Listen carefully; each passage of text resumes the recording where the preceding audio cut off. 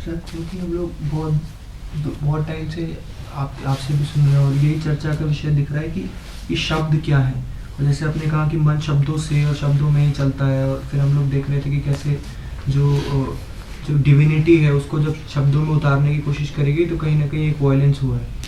तो इसके पीछे कारण क्या है कि जिन्होंने भी जाना या जाना चीज़ को, रियलाइजेशन हुआ, तो जो मुझे समझ में आ रहा है कि द डिज़ायर की जो चीज़ मुझे मिली है वो मासेस भी समझे, आने वाली पीढ़ी है। तो ये तो एक तरीके से बहुत अच्छा भाव है, सेवा का भाव है। तो क्योंकि आदमी जहाँ बैठा है वहीं से करेगा, क्योंकि हम लोग शब्दों के जीव हैं, तो उसने उस चीज़ को शब्दों में उतारने की कोशिश करी, और जब वो उतार रहा है तो ये भी जान रहा है कि प्रॉब्लम होगा।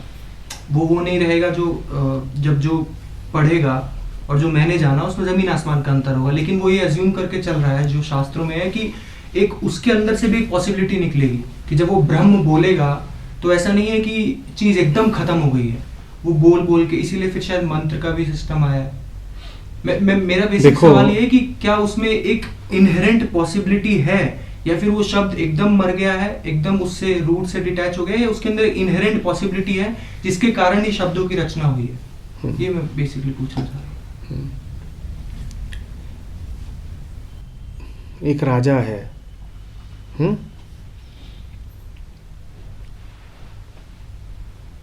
उस राजा का एक बेटा है।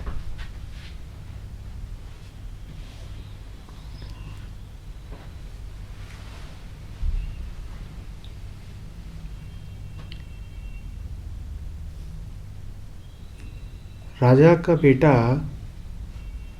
अच्छे से जानता है कि मुझे जो भी कुछ मिला है वो अपने पिता की वजह से ही मिला है। नाम, शरीर, शिक्षा, मैं जो भी कुछ हूँ, दिया मुझे सब पिता ने ही है।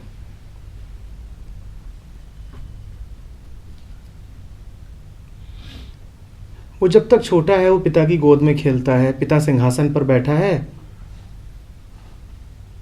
और ये जो बेटा है ये भी पिता की गोद में खेल रहा है, इस कारण ये भी सिंहासन पर ही बैठा है।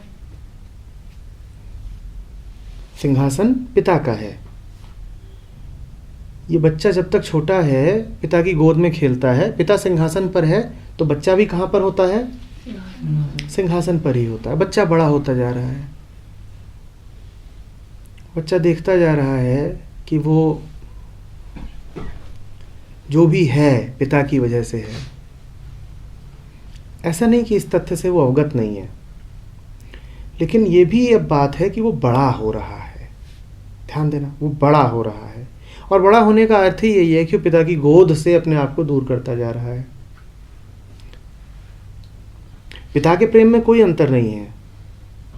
वो पिता के पास आज भी जाएगा तो पिता उसे बैठा लेगा पास में, पर वो पिता से दूर होता जा रहा है।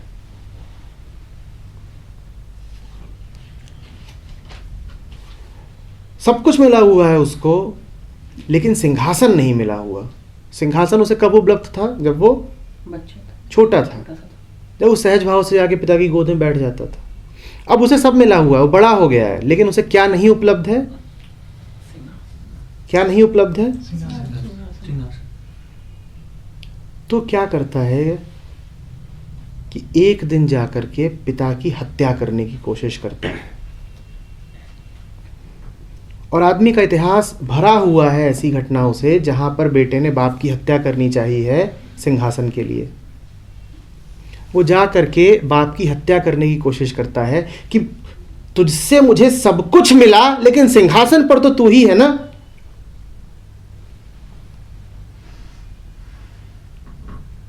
तुझसे मुझे सब कुछ मिला, पर सिंहासन पर तो तू ही है ना। वो जाता है कि तेरी हत्या कर दूंगा, और तेरी हत्या करके मैं बैठ जाऊंगा सिंहासन पर।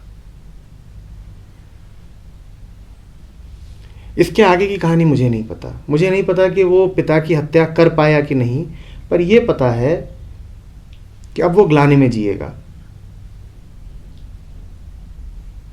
अब वो ग्लानि में जिएगा। गिल्ट। वो बेटा हम सब हैं।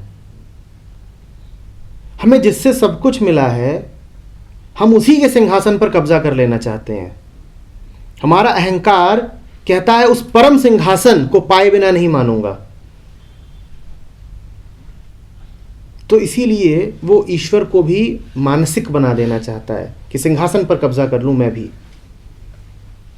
सिंहासन तक पहुंचने का एक ज्यादा सरल और सहज तरीका उपलब्ध है। वो तरीका है प्रेम का।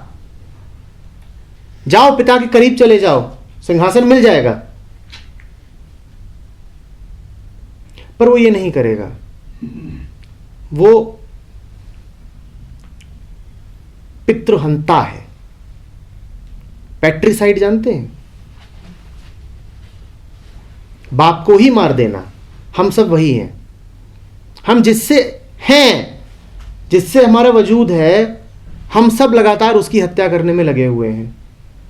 और उस हत्या करने का जो औजार है, जो खंजर है, उसका नाम है धर्म।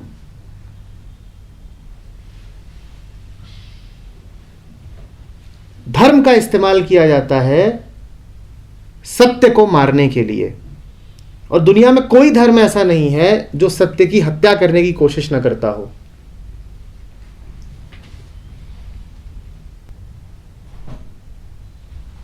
क्योंकि बेटा बड़ा हो रहा है, उसकी बड़ी से बड़ी आकांक्षा यही है कि किसी तरीके से सिंहासन मुझे मिल जाए।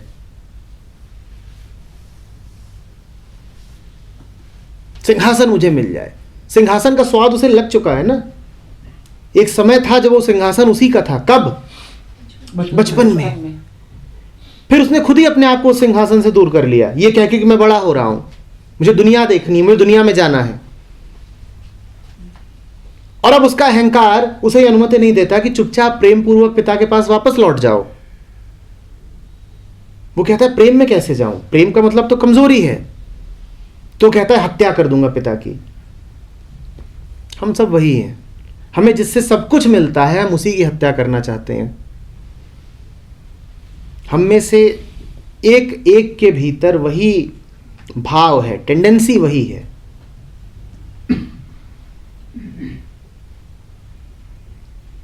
बात आ रही है समझ में? चुपचाप सरल होकर, निष्कपट होकर पिता की गोद में वापस जाया जा सकता है। धर्म की कोई आवश्यकता नहीं है, पद्धतियों की कोई आवश्यकता नहीं है।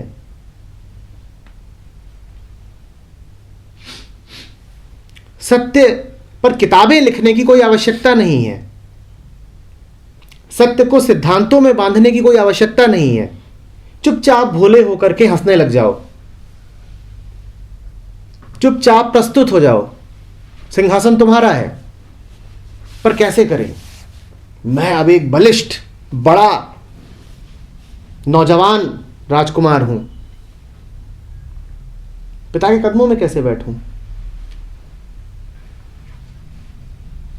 कहानी सुनी सुनी सी लग रही है कि नहीं?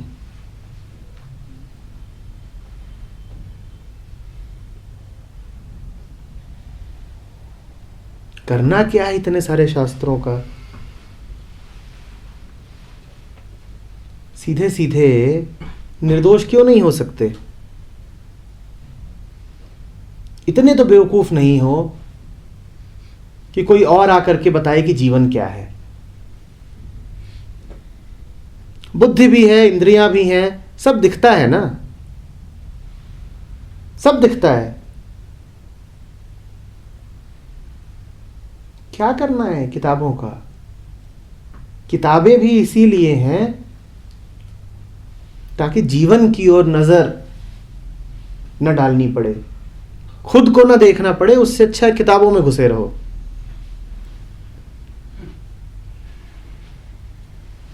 मजेदार बात यह हुई है कि जो खुद को नहीं देखता, किताबें भी उसे कुछ दे नहीं पाती।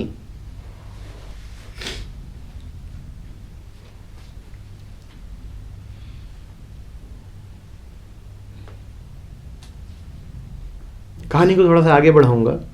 मैंने कहा था कि धर्म वो हथियार है जिसके द्वारा आदमी ने अपने ही पिता की हत्या करने की कोशिश की है। वो हथियार दिया आदमी को इसलिए गया था कि उससे वो अपने अहंकार को काट दे। कोई शुभचिंतक था उस राजकुमार का, उसने आके वो औजार उसको दिया था कि इसका इस्तेमाल करना अपने आप को काटने के लिए, अपने अहंकार को मिटा देने के लिए। पर उस राजकुमार ने उसी का इस्तेमाल कर लिया पिता को ही मिटा देने के लिए, और धर्मों का यही इस्तेमाल हुआ है, और कुछ भी नहीं, कुछ भी नहीं। सत्य को ही मिटा दो, पिता को ही काट डालो।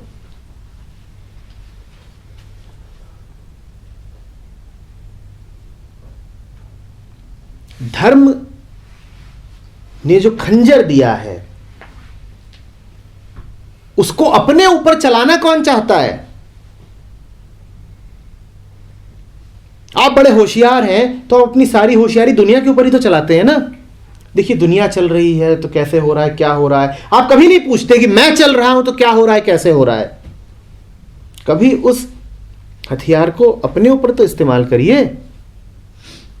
वो दिया गया है आत्मज्ञान के लिए,